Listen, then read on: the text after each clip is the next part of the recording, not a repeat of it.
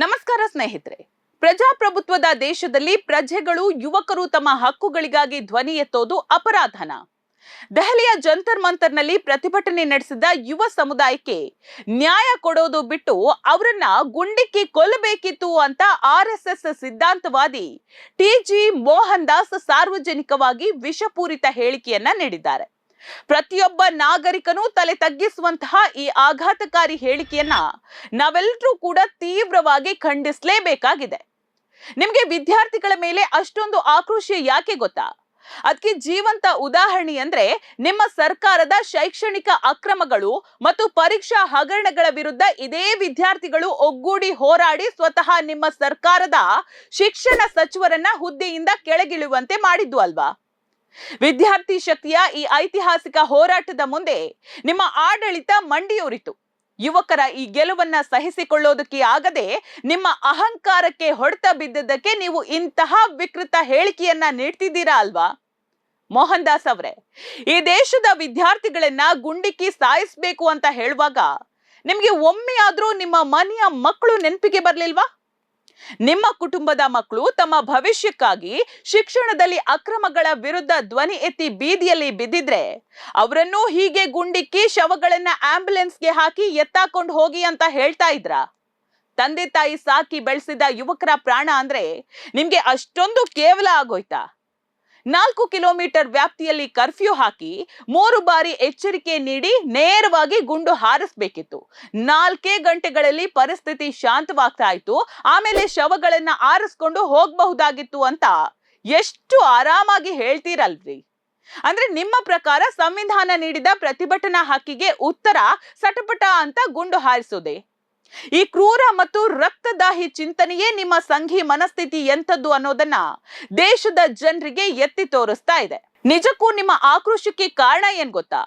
ಲಕ್ಷಾಂತರ ಯುವಕರ ಭವಿಷ್ಯದ ಜೊತೆ ಚಲ್ಲಾಟವಾಡಿದ ನಿಮ್ಮ ಸರ್ಕಾರದ ಶೈಕ್ಷಣಿಕ ಅಕ್ರಮಗಳು ಜಗಜ್ಜಾಹೀರಾಗಿದ್ದು ಯುವಕರು ಬೀದಿಗಿಳಿದು ನಿಮ್ಮ ಕೇಂದ್ರ ಶಿಕ್ಷಣ ಸಚಿವರ ಟಿಕೆಟ್ ಕಿತ್ತು ಬಿಸಾಕಿದಾಗ ಸರ್ಕಾರದ ವೈಫಲ್ಯವನ್ನ ಮುಚ್ಚಿಟ್ಟುಕೊಳ್ಳೋದಕ್ಕೆ ಸಾಧ್ಯವಾಗದೆ ಈ ರೀತಿಯ ಅಸಹನ್ಯ ಮತ್ತು ಹಿಂಸಾತ್ಮಕ ಹೇಳಿಕೆಗಳನ್ನ ನೀಡ್ತಾ ಇದ್ದೀರಾ. ಇಷ್ಟೇ ಅಲ್ಲದೆ ಪ್ರಧಾನಿ ಮೋದಿಯವರನ್ನು ಹೊಗಳುವ ಭರದಲ್ಲಿ ನೀವು ನೀಡಿದ ಇನ್ನೊಂದು ಹೇಳಿಕೆ ನಿಮ್ಮ ನೈಜ ಉದ್ದೇಶವನ್ನ ಬಿಚ್ಚಿಟ್ಟಿದೆ. ಇಂತಹ ಪ್ರತಿಭಟನೆಗಳನ್ನ ನಿರ್ದಾಕ್ಷಿಣ್ಯವಾಗಿ ಹತ್ತಿಕ್ಕೋದಕ್ಕೆ ಮೋದಿಯವರು ಸಮರ್ಥರು. ಅದಕ್ಕೆ ಗುಜರಾತ್ ಗಲಭೆಯೇ ಸ್ಪಷ್ಟ ನಿದರ್ಶನ ಅಂತ ಹೇಳುವ ಮೂಲಕ ನೀವು ಇಡೀ ದೇಶಕ್ಕೆ ಏನ್ ಸಂದೇಶ ನೀಡೋದಕ್ಕೆ ಹೊರಟಿದ್ದೀರಿ? ಗುಜರಾತ್ನಲ್ಲಿ ಸಾವಿರಾರು ಅಮಾಯಕರು ಪ್ರಾಣ ಕಳ್ಕೊಂಡಿದ್ದು, ಸಾವಿರಾರು ಕುಟುಂಬಗಳು ರಸ್ತೆಗೆ ಬಂದಿದ್ದು ನಿಮಗೆ ಸಮರ್ಥವಾಗಿ ನಿರ್ವಹಿಸಿದ ಉದಾಹರಣೆಯಾಗಿ ಕಾಣ್ತಾ ಇದೆಯೇನ್ರಿ?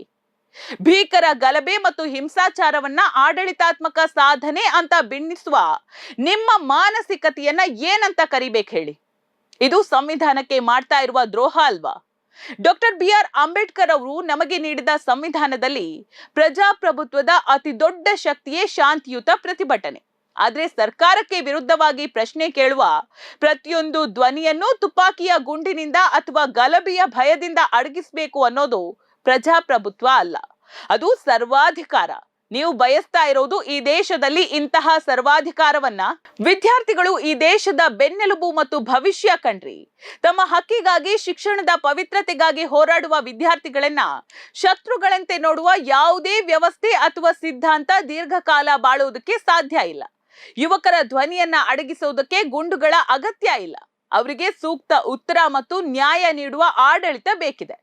ಸಾರ್ವಜನಿಕವಾಗಿ ಹತ್ಯೆಗೆ ಪ್ರಚೋದನೆ ನೀಡುವ, ದೇಶದ ಯುವಕರ ಮೇಲೆ ಗುಂಡು ಹಾರಿಸಿ ಅಂತ ದ್ವೇಷ ಬಿತ್ತುವ ಟಿಜಿ ಮೋಹನ್ ದಾಸ್ ಅವರಂತಹ ವ್ಯಕ್ತಿಗಳ ವಿರುದ್ಧ ಕಾನೂನು ಪ್ರಕಾರ ತಕ್ಷಣವೇ ಪ್ರಕರಣ ದಾಖಲಾಗಬೇಕು.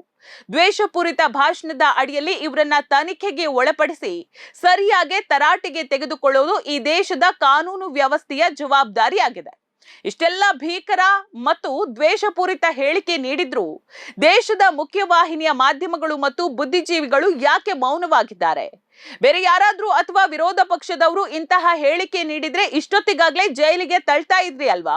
ತಮ್ಮ ಸಿದ್ಧಾಂತಕ್ಕೆ ಬೆಂಬಲ ನೀಡುವವರು ಎಷ್ಟೇ ದೊಡ್ಡ ಮಟ್ಟದ ದ್ವೇಷ ಭಾಷಣ ಮಾಡಿದ್ರು ಅವರ ಮೇಲೆ ಯಾವುದೇ ಕ್ರಮ ಕೈಗೊಳ್ಳದೆ ರಕ್ಷಣೆ ನೀಡುವ ಈ ದ್ವಂದ್ವ ನೀತಿ ದೇಶದ ವ್ಯವಸ್ಥೆಗೆ ಹಿಡಿದ ಕೈಗನ್ನಡಿಯಾಗಿದೆ. ಇತಿಹಾಸವನ್ನ ತಿರುಚಿ ನೋಡಿ ಮೋಹನ್ ದಾಸ್ ಅವರೇ, ಯಾವುದೇ ದೇಶದಲ್ಲಿ ವಿದ್ಯಾರ್ಥಿಗಳ ಮತ್ತು ಯುವಕರ ಹೋರಾಟವನ್ನ ಗುಂಡಿನ ದಾಳಿಯಿಂದ ತುಳಿಯೋದಕ್ಕೆ ಯತ್ನಿಸಿದ ಸರ್ವಾಧಿಕಾರಿಗಳು ಎಂದಿಗೂ ಕೂಡ ಗೆದ್ದಿಲ್ಲ. ಯುವ ಶಕ್ತಿಯನ್ನ ದಮನ ಮಾಡೋದಕ್ಕೆ ಹೊರಟ ಪ್ರತಿಯೊಂದು ಶಕ್ತಿಯು ಕಾಲದ ಗರ್ಭದಲ್ಲಿ ಅಳಿದು ಹೋಗಿದೆ. ಇಂದಿನ ಯುವಕರು ಕೇವಲ ನಿಮ್ಮ ಲೇಖನಗಳನ್ನ ಅಥವಾ ಭಾಷಣಗಳನ್ನ ಕೇಳೋದಕ್ಕೆ ಮೂರ್ಖರಲ್ಲ. ತಮ್ಮ ಭವಿಷ್ಯಕ್ಕಾಗಿ ಯಾರನ್ನ ಎಲ್ಲಿ ನಿಲ್ಲಿಸಬೇಕು ಅನ್ನೋದು ಅವರಿಗೆ ಚೆನ್ನಾಗೇ ಗೊತ್ತಿದೆ ಬಿಡಿ. ನಾವಿವತ್ತು ಈ ದ್ವೇಷದ ವಿರುದ್ಧ ಧ್ವನಿ ಎತ್ತದಿದ್ರೆ ನಾಳೆ ನಮ್ಮ ಮನೆಯ ಬಾಗಿಲಿಗೂ ಈ ಗುಂಡಿನ ಸಂಸ್ಕೃತಿ ಬರಲಿದೆ. ಶಿಕ್ಷಣ, ಉದ್ಯೋಗ ಮತ್ತು ಸುಂದರ ಭವಿಷ್ಯವನ್ನ ಕೇಳುವ ಯುವಕರ ಕೈಗೆ ಪುಸ್ತಕ ನೀಡುವ ಬದಲು ಗುಂಡು ಹಾರಿಸ್ತೀವಿ ಅನ್ನುವಂತಹ ಈ ವಿಕೃತ ಮನಸ್ಥಿತಿಯನ್ನ ನಾವು ಸಂಪೂರ್ಣವಾಗಿ ಬಹಿಷ್ಕರಿಸಬೇಕಿದೆ. ಧರ್ಮ ಮತ್ತು ದ್ವೇಷದ ಹೆಸರಿನಲ್ಲಿ ಯುವಕರ ಭವಿಷ್ಯವನ್ನ ಬಲಿ ಕೊಡಲು ಹೊರಟವರ ನಿಜವಾದ ಮುಖವಾಡವನ್ನ ಪ್ರತಿಯೊಬ್ಬರಿಗೂ ತಲುಪಿಸಬೇಕಿದೆ. ಇಷ್ಟೆಲ್ಲ ಮಾರಣ ಹೋಮದ ಮಾತನಾಡಿದ ಮೇಲೆಯೂ ಇವರು ತಮ್ಮನ್ನ ತಾವು ದೇಶ ಪ್ರೇಮಿಗಳು ಅಂತ ಕರ್ಕೊಳ್ತಾರೆ. ಈ ದೇಶದ ಆಸ್ತಿಯಾಗಿರುವ ಯುವಕರನ್ನ, ದೇಶದ ಭವಿಷ್ಯವಾಗಿರುವ ವಿದ್ಯಾರ್ಥಿಗಳನ್ನ ಶವಗಳನ್ನಾಗಿ ಮಾಡಲು ಬಯಸೋದೇ ನಿಮ್ಮ ದೇಶ ಪ್ರೇಮವ? ಸ್ವತಃ ದೇಶದ ಪ್ರಜೆಗಳನ್ನೇ ಶತ್ರುಗಳಂತೆ ನೋಡಿ ಅವರ ಮೇಲೆ ಗುಂಡು ಹಾರಿಸಬೇಕು ಅಂತ ಯೋಚಿಸೋದು ದೇಶ ಪ್ರೇಮ ಅಲ್ಲ ಕಣ್ರಿ. ಅದು ದೇಶದ ವಿರುದ್ಧ ಮಾಡುವ ದೊಡ್ಡ ದ್ರೋಹ. ನೈಜ ದೇಶ ಪ್ರೇಮ ಅಂತ ಹೇಳಿದ್ರೆ ಯುವಕರಿಗೆ ಉದ್ಯೋಗ, ಸೂಕ್ತ ಶಿಕ್ಷಣ ಮತ್ತು ಸುರಕ್ಷಿತ ಭವಿಷ್ಯ ನೀಡೋದೇ ಹೊರತು ಅವರ ಮೇಲೆ ರಕ್ತದ ಕೋಡಿ ಹರಿಯೋದಲ್ಲ. ಕೊನೆಯದಾಗಿ ಅಧಿಕಾರ ಮತ್ತು ಸಿದ್ಧಾಂತದ ಮದದಲ್ಲಿ ತೇಲ್ತಾ ಇರುವ ಪ್ರತಿಯೊಬ್ಬರಿಗೂ ನಾವು ಸ್ಪಷ್ಟವಾಗಿ ಹೇಳೋದಕ್ಕೆ ಬಯಸೋದು ಒಂದೇ: ಈ ದೇಶದಲ್ಲಿ ನಡೀತಾ ಇರೋದು ನಿಮ್ಮ ದ್ವೇಷಪೂರಿತ ಸಿದ್ಧಾಂತಗಳಿಂದಲ್ಲ. ನಮ್ಮ ಈ ದೇಶ ಭಾರತ ಏನಿದೆ ಅದು ನಿಮ್ಮ ದ್ವೇಷಪೂರಿತ ಸಿದ್ಧಾಂತದಿಂದ ನಡೀತಾ ಇಲ್ಲ. ಈ ದೇಶದ ಪವಿತ್ರ ಸಂವಿಧಾನದಿಂದ ಈ ದೇಶ ನಡೀತಾ ಇದೆ. ವಿದ್ಯಾರ್ಥಿಗಳ ಧ್ವನಿಯನ್ನ ಅಡಗಿಸೋದಕ್ಕೆ ಗುಂಡುಗಳ ಕನಸು ಕಾಣ್ತಾ ಇರುವವರು ನೆನ್ಪಿಟ್ಕೊಳ್ಳಿ, ಯುವಕರ ಆಕ್ರೋಶದ ಮುಂದೆ ಎಂತಹ ಸರ್ವಾಧಿಕಾರಿ ಆಡಳಿತವೂ ಮಂಡಿಯೂರ್ತದೆ. ನಿಮಗೆ ಗುಂಡಿನ ಸಂಸ್ಕೃತಿಯ ಬದಲು ಸಂವಿಧಾನದ ಶಾಂತಿ ಮತ್ತು ನ್ಯಾಯ ಬೇಕು ಅನ್ನೋದು ನೆನ್ಪಿಟ್ಕೊಳ್ಳಿ. ನೋಡ್ತಾ ಇರಿ ಸಮ ಸಮಾಜಕ್ಕಾಗಿ ಕನ್ನಡವ ನ್ಯೂಸ್. ನಮಸ್ಕಾರ.